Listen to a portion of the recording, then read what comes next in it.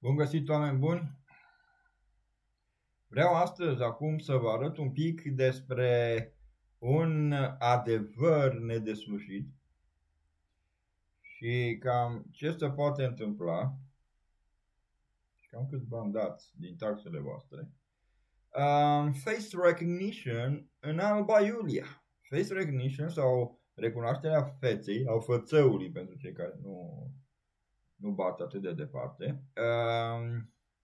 Este vorba de recunoașterea formelor. Este o formă, atenție, recunoașterea formelor nu este doar o formă grafică, față, floare sau ceva. Recunoașterea formelor înseamnă orice fel de formă. Poate fi recunoașterea feței, poate fi vocea, poate fi temperatură, poate fi presiune, poate fi fel de scris, orice. Asta e recunoașterea formelor. Recunoașterea formelor implică și sau inteligență artificială. E vorba de cât de intruzivă este o aplicație cu recunoașterea formelor, care îți recunoaște fățăul, recunoaște fața.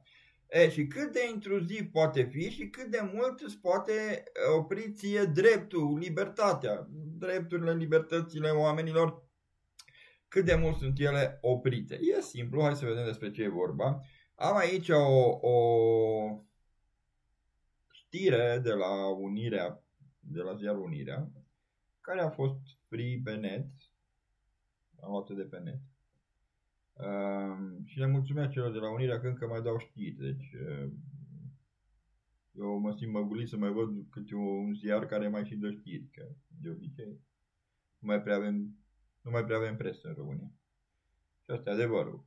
Bun. Acum, ideea e în felul următor. Ideea e că Primăria Alba Iulia vrea să facă stațiile de autobuz din Alba Iulia să fie dotate cu automate inteligente pentru eliberarea biletelor. Bă, până aici e bine. Smart counters pentru gaz, pentru curent. Asta mai sunt și afară. De ce le-a dat? Bun, dar ce nu-mi place și ce nu place tuturor celor care știm IT de o veșnicie, cum s-ar zice, nu-mi place ca un sistem de recunoaștere facială. Și o să vă arăt și de ce nu este ok. Pentru cei care nu mă cunosc și o să zică, bă, ce-i cu roșcatul ăsta care povestește și el nimicuri, ce-i cu ăsta care vine el să ne explice de recunoaștere facială, că noi suntem moderni. Pe roșcatul ăsta a fost primul din Alba, clar, și printre primii din Transilvania care a făcut voice recognition, object recognition, adică recunoașterea obiectelor, recunoaștere facială, recunoașterea vocii, încă de prin 2004. Roșcatul ăsta, adică J, are vreo 23 de ani vechime în IT, 2 facultăți, 2 mastere, unul în România și unul afară, în Anglia, toate în IT. Chiar acum, lucrez ca și arhitect tehnic IT, audita mai companie mare, a 3-a din România. Este arhitectul lor tehnic IT. Am vreo 27, cred că, de certificări internaționale mari. Am și AI-ul, am și cloud-ul, am și development, am și management. Ok? Bun.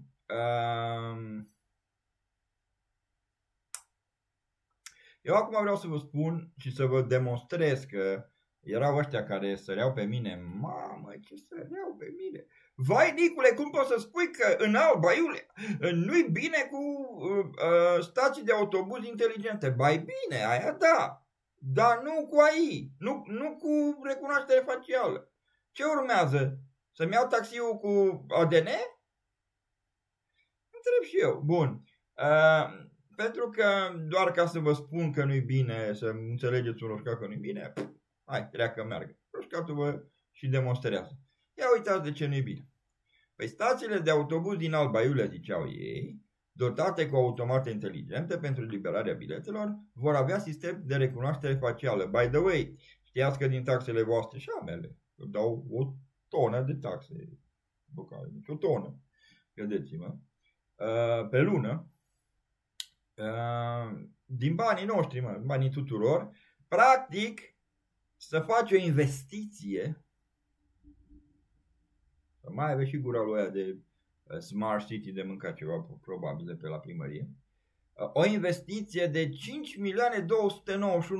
de lei, băi, 5.921.000 de lei e aproape 1.000.000 de lire, dacă fac eu bine calcul. Deci, mama mea, nu știu, dar e mult, oricum, 5 milioane de lei noi, nu de aia vechi, nu 500 de lei noi, 5 milioane de lei noi, ok? O grămadă de bani, o tonă de bani, ca să facă ce? Să-ți recunoască, bă, fățău.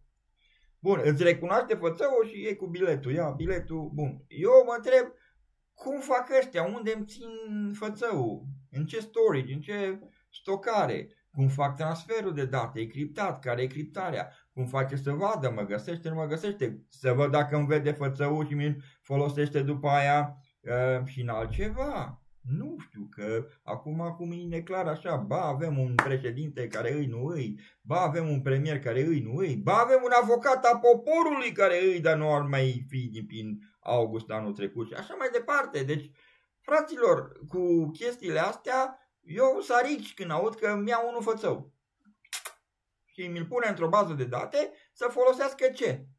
Să-mi dea bilet. Pe bune? Deci doar pentru bilet? Ok, cam astea ar fi în primă fază, primele. Acum mergem mai departe, ca să înțelegeți.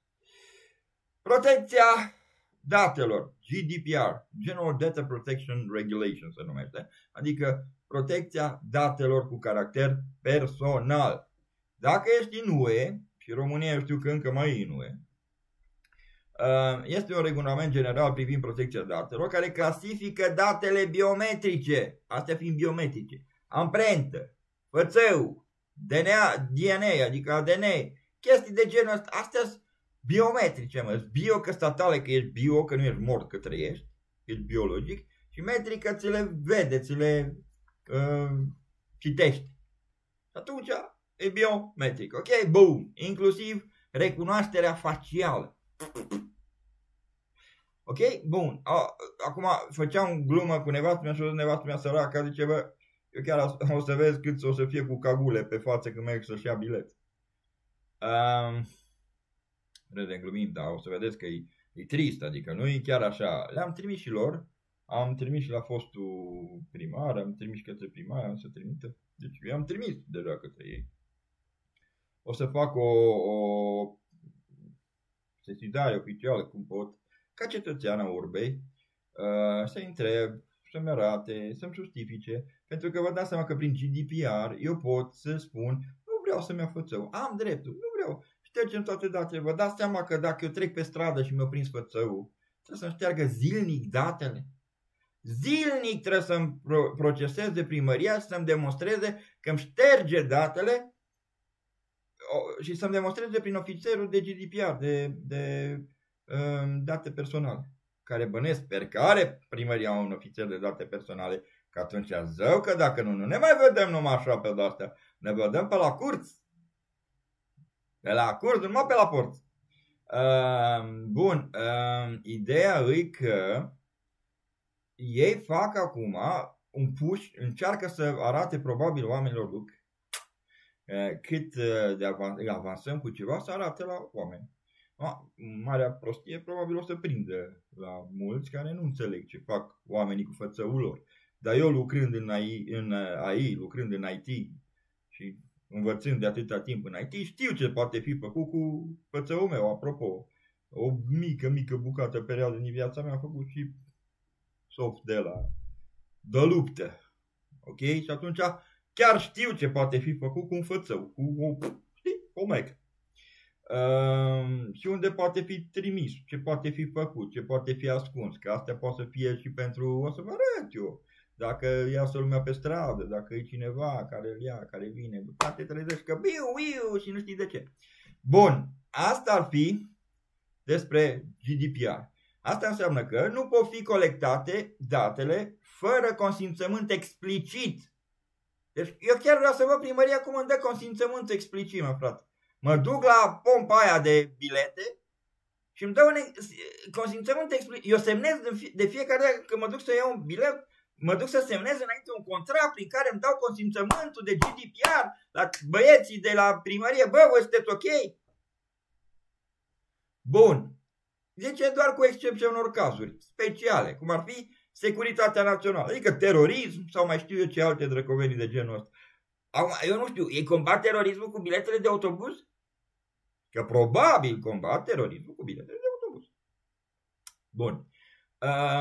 Mai departe. Hai să vedem ce se întâmplă pe mai departe. Ai dreptul să ceri, atenție oameni buni, că eu vă spun și ce drepturi aveți. Că văd că în general românachii noștri știu că au obligații. Să plătesc și mai au pe aia bătrâni săraci să dea Dumnezeu să mor să mă scap. Nu e ok. Hai să vă spun și ce drepturi aveți. Ai dreptul să le ceri la ăia ștergerea datelor dacă au fost colectate ilegal sau ai suspiciunea că au fost colectate ilegal. Eu zilnic mă duc să le spun, să-mi demonstreze, vă jur, de acum zilnic sau de 2 ori pe zi o să mă duc, dacă pun alea, să-mi dea cum că datele, cum că de 2 ori pe zi. Deci dacă merg 100-200 de oameni pe zi să fac aia, le moare sistemul. Ce vor să ce? Nu s-or gândit cineva înainte? Bun, mai departe. Sau trebuie o justificare clară. Deci dacă eu am suspiciunea că nu dau o justificare clară de ce îmi folosește fățău, eu am dreptul să mă duc la ei. Zilnic. Pentru că eu zilnic mă duc cu autobuzul, spre exemplu. Ok? Bun. Ai dreptul la informare. Păi cine te informează? Prin telefon, prin cum faci? Scrie acolo, sunați. Dacă vreți mai multe informații, sunați la telefon. La primărie și vă spune tanti, alo, e tantă de acolo foarte ofticoasă. Să-mi faceți, vă rog, să mă conectați la informație. Și au să spună, du-te, bă! Cam așa sau cum? Bun. Deci ai dreptul la informare, atenție. Ceea ce înseamnă că trebuie să fii notificat dacă e supravegheat și cum sunt folosite datele tale. Eu chiar vreau să văd cum mă notifică că mă duc să-mi iau bilet de autobuz. Ok? M-ați înțeles? Bun. Mere mai departe. Stați, că e frumoasă. O să râdeți, o să fie fain, credeți. Bun. Punctul 2. Dreptul de a contesta. Deci nu numai că ai dreptul să ceri informațiile toate, să-ți dovedească, eu vreau să dovedească cum fac storage-ul, cum fac processing, procesarea, cum fac comunicațiile, criptarea, felul de criptare, cum îmi țin, unde să duc CI-ul, dacă folosești un AI extern, intern, Te le fac o listă, tati, de 2 săptămâni, nu m-am citit lista. Și e zilnic după aia, trebuie să-mi răspunde la listă. Bun. Dreptul de a contesta folosirea recunoașterii faciale. Ai voie, pentru că ești om încă într-o țară care încă se mai numește democratic. Mă rog, după părerea mea, semi-democratică. Părerea mea. Ai dreptul să contesti, adică pur și simplu nu vreau. Poți depune plângeri la autoritățile de protecție a datelor și vă recomand să mergeți la ANSP-DCP. Autoritatea Națională de Supraveghere a Prelucrării Datelor cu Caracter Personal.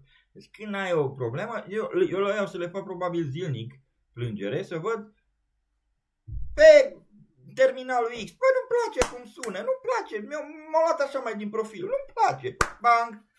Ce o să facă ăștia? Că am dreptul. Ca mine o să mai fie mulți tâmpiți, să zic așa, ca mine, care chiar și eu o să facă, că toți suntem de IT și știm ce vorbim. Deci între mine și unul de la primărie care stă pe acolo, freacă manga pe sub birouri, eu chiar știu ce zic. Și eu am lucrat în ce? Privat, lucru și în privat acum. Și am lucrat ce internațional, în vreo 16 țări. Cu vreo 16 țări, am fost manager în Anglia, am fost manager pe Elveția, să nu știți voi. Ați înțeles? Bun. Și atunci, eu am dreptul și eu depun. Dacă mă dă în judecată primărie, chiar îi rog din suflet, mă duc în instanță, depun tot ce am eu. Ce pot eu? Pot să fac consultanță direct. Și le arăt. De ce nu? Bun. Deci ați înțeles? Puteți să depuneți contestații. Bă, nu-ți place. Nu sta, tată. Nu-mi place. pe Facebook. Nu, pune contestație. Ai dreptul să soliciți oprirea prelucrării datelor. Atenție! Dacă ăștia au câțiva țăcăniți ca mine care merem să depunem contestații că nu ne place, că probabil o să-mi placă, probabil să fie sexy, o să fie wow, ceva fenomenal, dar probabil mai mult ca sigur o să fie o varză. Și atunci eu mă duc să pun contestație. Deci eu la contestație spun, conform dreptului la GDPR, am dreptul să solicit oprirea datelor. Bă, și eu opresc datele de levamerele astea o zi pe lună? Deci voi pentru aia vreți să dați banii voștilor? Să se roace cu fățăul vostru? Adică nu sunt unde să meargă 5 milioane de lei? Mă, pe fățău să aibă vreo câte unul așa pe Smart City de lucru. Tați-vă, pe acolo prin primărie probabil. Bun. Și atenție, puteți merge chiar și până în instanță. Deci chiar și până în instanță puteți merge cu ei și aveți dreptul. Și dacă spuneți pur și simplu nu-mi place, nu vreau și nu vreau fățăul meu, trebuie să vă scoată fățăul din baza de date. Tu când te duci în fața la să spună bing, nu te vreau, mă opresc, vai, tu la se oprește tot. Ok? Deci aia trebuie să fac ei, noi chiar vreau să-i văd. Eu mă duc și vreau când vede fățăul să se spărie ăla, să închidă tot, să nu, shutting down, system operating, shutting down, știi? Ceva de gen. Bun. Punctul 3. Interdicții și limitări pentru autorități și companii. Ați înțeles? Mai zic o dată. Interdicții și limitări pentru autorități și companii. Adică în UE și încă noi mai suntem în UE. Că suntem second hand, suntem în UE. Bun. Poliția și guvernele nu pot folosi recunoașterea facială în spații publice fără un temei legal clar. Frate, du-te la orice avocat și spune să-ți dea legea după care să te încadreze la Artificial Intelligence cu Object Recognition, Face Recognition pentru partea legală. Că și judecătorul pleacă de pe scaun, nu numai avocatul. Ați înțeles? Nu. Și atunci, în UE, că încă suntem în UE, poliția și guvernele nu pot. N-au mă drept, nu se poate, ghinion. Ta flac, că mai zicea unul ghinion, știi, care nu pleacă de pe scaun nici ăla, mă. Adreacu, nu pleacă nici ăla de pe scaun. Ăla mai zicea ghinion, bun. Recunoașterea facială în spații publice fără un temei legal clar. Și acum o să vedeți pe final că o dat Uniunica Europenica că e de tot. Dar o să vă explic. Eu vă iau așa gradual. Bun. Next. Utilizarea tehnologiei de recunoaștere facială, adică face recognition in English, în locuri publice de către autoritățile locale, ridică numeroase probleme legale, etice și tehnice. Chiar și tehnice. Iată câteva motive dintre ele și o să vi le arăt chiar acum. 1. Încălcarea dreptului la viață privată. Că am dreptul să nu fiu într-un borcan, că așa îmi fac casă de sticlă și mă vedeți tot și când mă duc la budă. Unii le place, alții o să moară de infart. Ați înțeles? Dar eu vreau când mă duc la budă să fiu eu cu jău, cu semne, cu eu. Ce eu, ok? Bun. Și vă dau o problemă și vă dau și exemple. Atenție, aici asta e primul exemplu. O problemă. Recunoașterea facială permite monitorizarea continuă a cetățenilor fără consimțământ, ceea ce încalcă dreptul fundamental. Deci atenție, dreptul fundamental la viață privată. Și ai dreptul fundamental la viață privată. Și uite, dau și un exemplu. În Marea Britanie, utilizarea camerelor de recunoaștere facială de către poliție a fost considerată ilegală, deși ei puneau peste tot. Au pus peste tot să combată criminalitatea, să bam. Am văzut că și la noi pe la felinarele astea electrice numite cum semafoare, am văzut că și acolo băieții au început să pună camere. Bă, camerele alea ce fac? N-au și alea face recognition cumva? Poate să aibă crowd recognition, crowd computing? Crowd computing adică să vadă cam cât e unde să facă adunăturile de oameni, să nu vină careva să fie împotriva la nenea partidul. Ați înțeles? Bun. Mai departe, în Marea Britanie s-a declarat ilegală de justiție. Deci nu că o declara nu știu ce firmă sau ONG. Justiția din Marea Britanie, care, ai boși, să fim serioși, justiție, nu, ok? Nu de asta, gen, nu știu ce face avocatul poporului. Că eu am văzut că prin august anul trecut e papa, dar încă mai îi. Deci e adio, dar rămân cu tine sau cum, că nu pricepeam. Bun. În 2020 a fost asta. De ce a fost considerată ilegală de justiție? Deoarece supravegherea era prea intruzivă. Deci tu poți să mergi să spui, e prea intruziv. Pur și simplu, intruziv înseamnă că intră așa cu păpuci în sufletul tău. Și poți să spui, băi, intră cu păpuci în sufletul meu. Nu mai mă simt, nu-s robot, nu mă mai simt eu așa, nu știu. Mă duc cu o femelă pe stradă. Jean!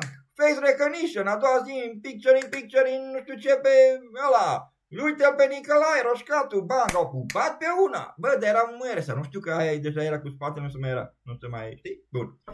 Asta odată. Doi la mână, a doilea exemplu, risc de abuz și supraveghere în masă. Încă o dată. Riscul mare de abuz, să fie abuziv ce se face. Și eu, ca și citizen, care fac ce? Act civic, se numește civism, da? Câți ori fi pe aici? Hai băi, e pe mulți! Haideți să facem civism, hai pe numele, coile.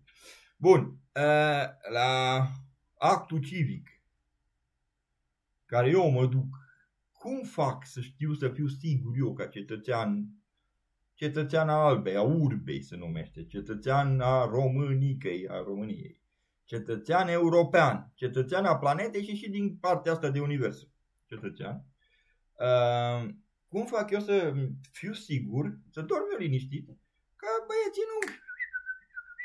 nu așa peste noapte, un night testing, un ceva, un tititiu, bă, câte aluniți are ăsta pe față?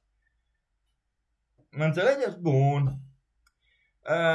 Și asta a dus în Anglia la critici internaționale privind încălcarea drepturilor omului. Și au oprit. Deci în Anglia au oprit. Dar noi punem, mă, să luăm bilete, mă. Ce bilete, mă? La cinematograf băgați cu face. Cred că la cinematograf o să băgați cu ADN-ul. Mă duc, mă înțapă. Ești tu, Nicolae, gata. Hai, tati, pot intra. Ți-am luat direct din cont. Dacă fac asta cu direct din cont și ăștia de aici, și de câte ori trec prin față la o mașinărie de asta, îmi dă biletul și să mor eu dacă trec prin față pe la vreo 5 până mă duc în centru din cetate, iau vreo 5 bilete? Întreb și eu. Bun. Mergem mai departe. Punctul 3. Discriminare și prejudecăți în algoritm. Deci atenție, astea sunt deja dovedite atât științific cât și legal și s-au luat atitudine în urma tuturor ceea ce vă spun eu, atenție mare. Deci problemă. Eu vă dau problema și vă dau exemplu. Dacă voi băgați la cap e bine, dacă nu la oi, că e bine și acolo. Problemă. Recunoaștere facială are rate mai mari de eroare pentru anumite grupuri etnice și femei, ceea ce poate duce la identificări greșite și tratamente nedrepte. Nu-ți dă bilet. Nu-mi dă bilet. Nu știu, să-ți iei bilet de la jumătate de preț. Ți-l dă tot, îți bagă un suprapreț. Exemplu, un studiu realizat de MIT, știți cine e mitul ăla, MIT, și Universitatea Stanford a arătat că algoritmul de recunoaștere facială au o rată de eroare de 35% pentru femeile de culoare, comparativ cu 1% pentru bărbații albi. Asta a fost de MIT și Stanford University zis. N-am zis-o eu. În Statele Unite, un bărbat de culoare, exemplu clar. Atenție, eu viu cu exemple clare, nu că ce foaie, că sexy, că să fiu eu. Nu.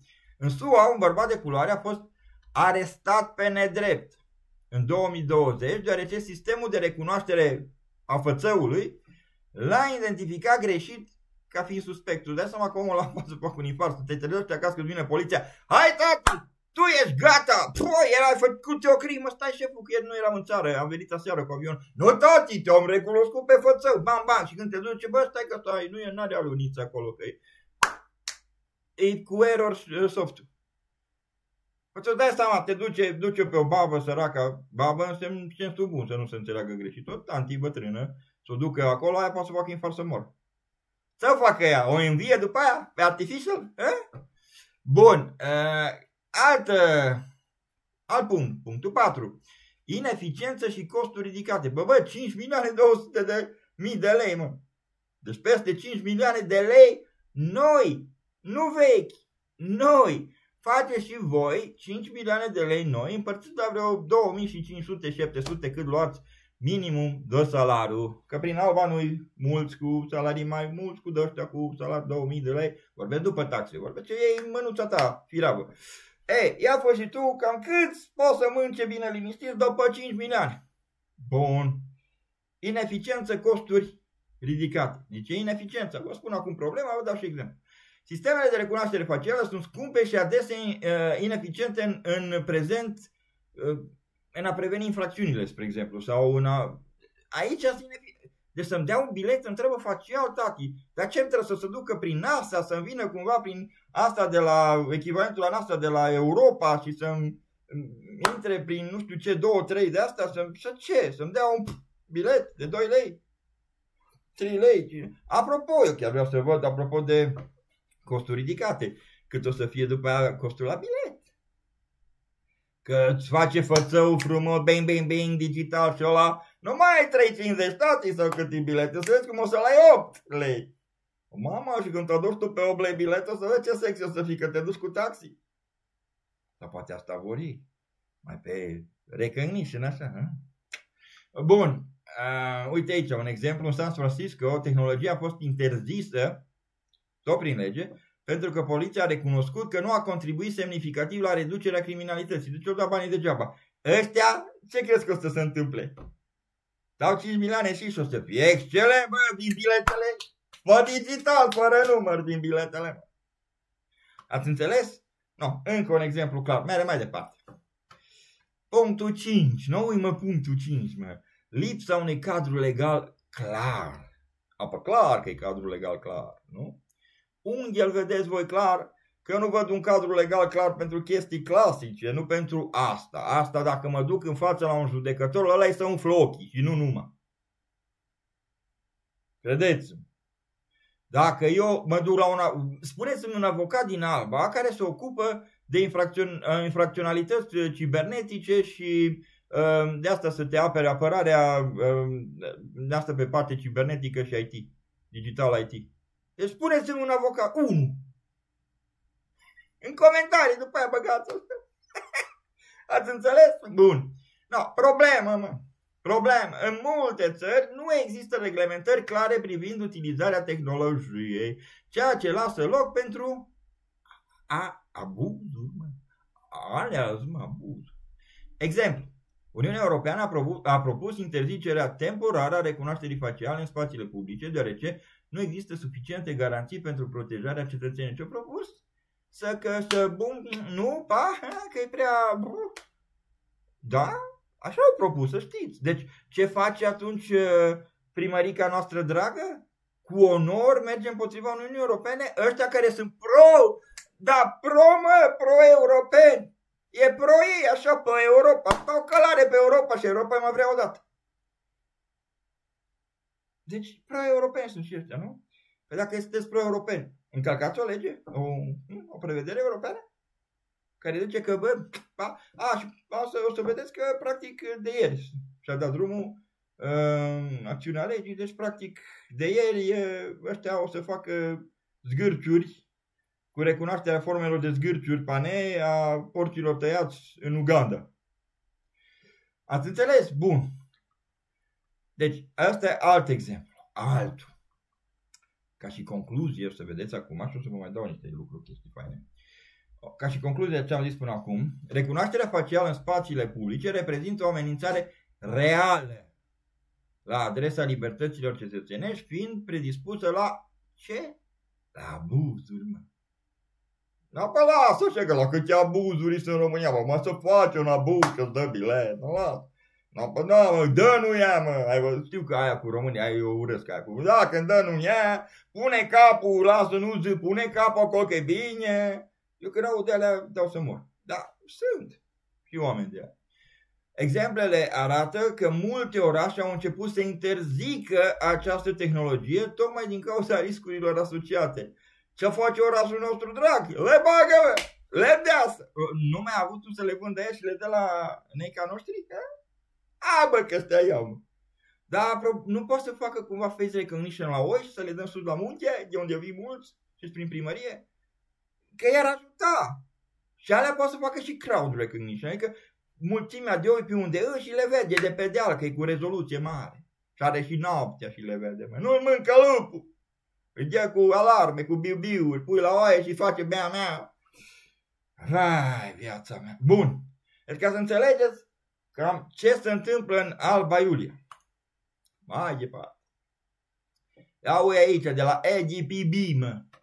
E de la Comisia Europeană, e de la Europa, mă. Că trebuie să ziceți voi cu UE, nu e UE. No, UE zice că EPD-ul și AEPD-ul, două de astea de UE, solicită interzicerea utilizării IA. IA înseamnă Artificial Intelligence, adică inteligență artificială pe românește, că AI în engleză, IA e pe românește. E pe românește. Ok?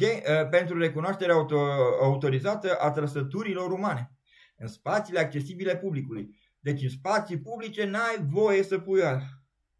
Să ce fac ăștia?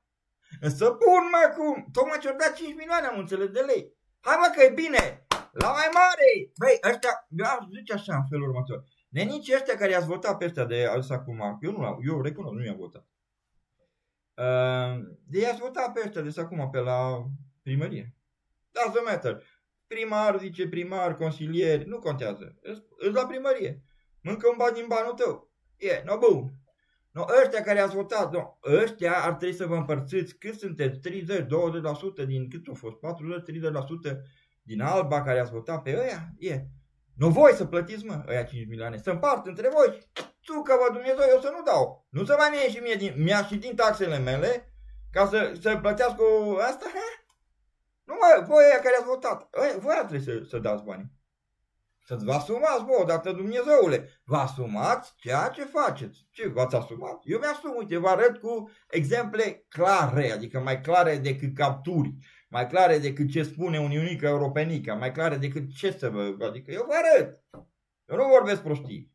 Există o lege mai nouă, se numește legea AI, Artificial Intelligence Law, sau EU Artificial Intelligence Law, EU AI Law. Și în asta sună EUAI Law.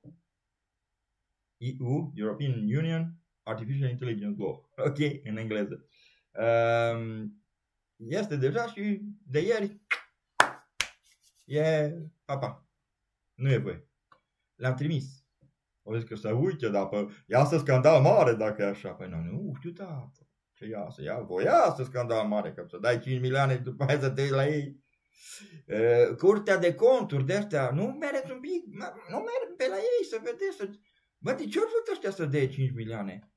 Să ne artificial și noi toți? Sau, să ne digital? Întreb și eu. Bun, mai departe, uite ce zice acolo, vezi? Luând în considerare, bam, exact ce am zis eu. Zic și ei, vedeți? Pirim, bam, bam, nu-i vorba, nu-i voie. Clasifică indivizii și grupurile bazate pe etnie, sex și nu știu ce. Și aia o clasifică, pentru că când se face recunoaștere facială, primul lucru vede dacă ești bărbat sau femeie. Bine, nu cu deștiul, cu digitalul, știi? Cu pixelul. Te umblă cu pixelul, știi? Te gândile cu pixelul. Bun. O vedeți, mă, aici, no? Și nu e de la mine, că e de la ei, no? Acum, dacă nici ăștia nu zic, ce Dumnezeu să fac, tată?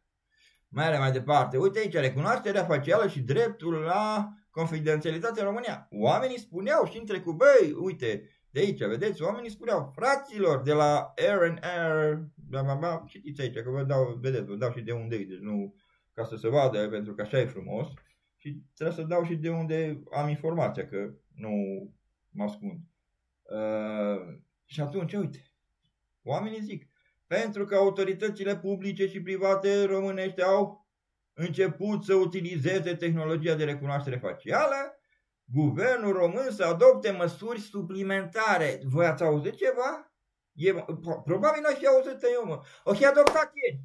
Guvernul, bă, dar noapte lucrau ăia pe acolo, erau toți pe mese, bă, erau și niște berda. Corect, glumesc, oameni buni, dar eu n-am auzit acum, sincer, nimic de la guvern ceva pe partea asta. Că tot o digitalizează, ei, bă, o bagă la digitalizare, o dau așa cu degetul. Dacă dă ăla cu degetul pe foaie, e digital. Bă, gata, bă. Hai că e tare. Mergem mai departe.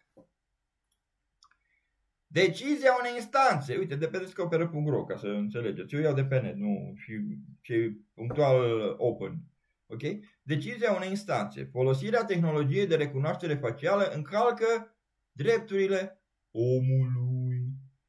Și vă dau bucata cu Curtea de Apel din Marea Britanie, care au avut drept, care i-a spus că i s-au încălcat drepturile civile al lui Ed Bridges, care a susținut că poliția din țara Galilor, Wales, cum zic ei, of the Wales, south of Wales, că e țara Galilor de sud, i-a adus prejudicii prin scanarea facială.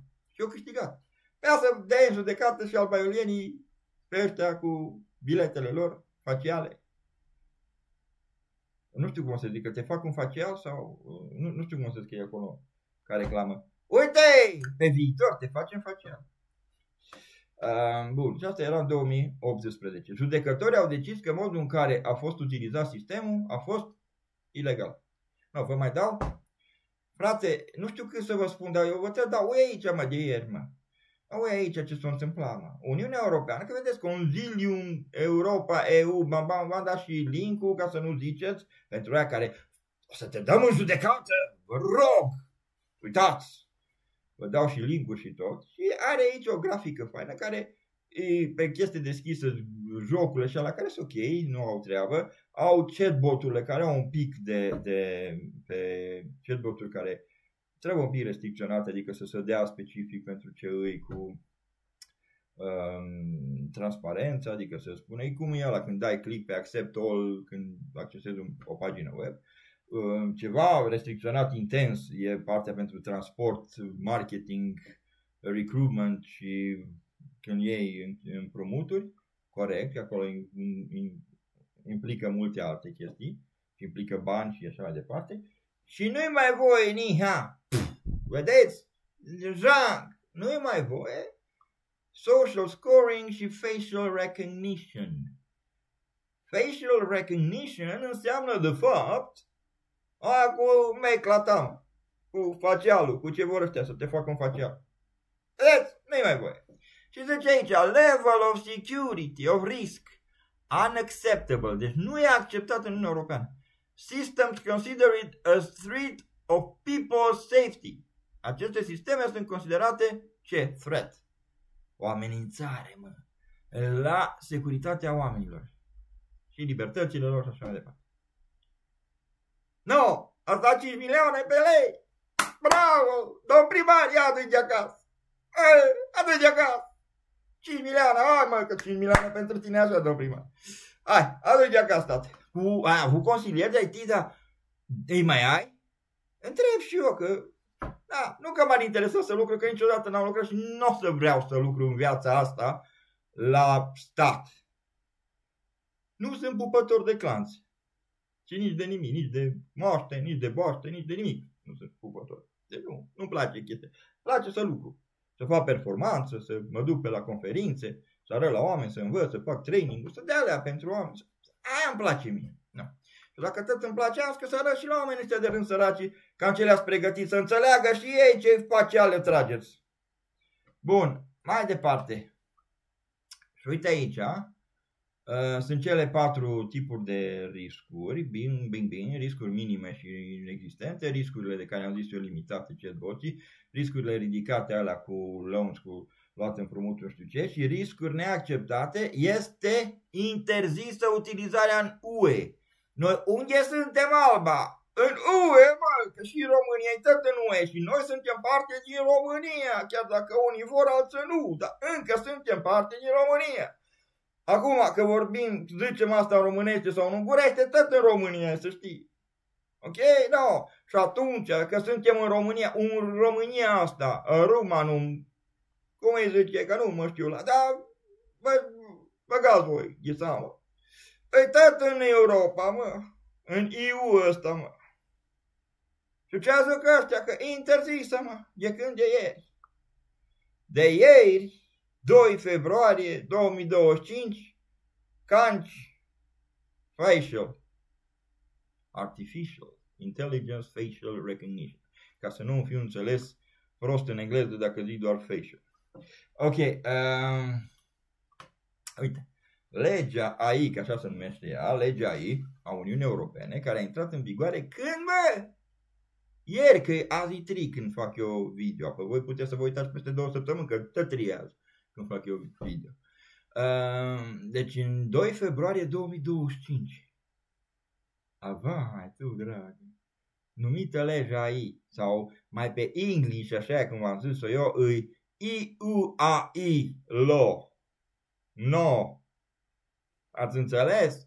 Interzice utilizarea recunoașterii faciale în spațiile publice pentru supraveghere continuă, dar permite utilizarea acestei tehnologii în anumite cazuri justificate. Cum ar fi, atenție, că aici nu puteți primăria băga la cazuri justificate, cum ar fi urmărirea infractorilor, deci eu vreau să văd prin vânzarea de bilete că urmăriți infractorii. Sau prevenirea atacurilor teroriste. Că dacă nu faceți și voi, cum știu că e un nene, el la Sibiu de nu mai pleacă, că și eu știu legea într-un fel, legea altă, da, e ok, și ăla stă bine, mersi. Că legea în România e interpretabilă, se pare că e fiecare cum crede de cuvință, ceea ce iară spune că nu-i clară, deci nu există lege foarte clară, legislativ foarte clar, conform normelor europene. Deci nu se poate, niha, că nu se poate. Eu vedeți unde se arăt, ui, niha, nu se poate, ui acolo, ui, unde sunteți, ui acolo. Nu se poate, ui, vedeți, ui ce scrie, nu. Ghinion de neșansă.